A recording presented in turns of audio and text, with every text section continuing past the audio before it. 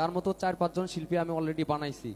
ওনাকে শিল্পী জন্ম দিছে, এইটুকুই বলবো যে এই সব শিল্পীকে জন্ম দিছে সেই সব শিল্পী লিমা পাগলির সাথে গান গাইতে হাঁটু কাঁপে। এইটুকু বললাম। কারে জন্ম দিছো আর কে জন্ম দিছে, জন্ম দেওয়ার কতটুকু যোগ্যতা তোমার আছে?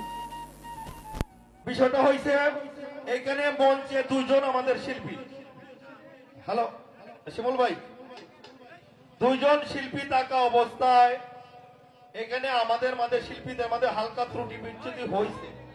যে ত্রুটি বিচ্যুতি হয়েছে শিমুল ভাইকে বলবো, মঞ্চে দুজন শিল্পী, যদি একজন শিল্পী গান করার সময় আরেকজন শিল্পী এখান থেকে চলে যায়, মঞ্চ একদম খালি হয়ে যায়।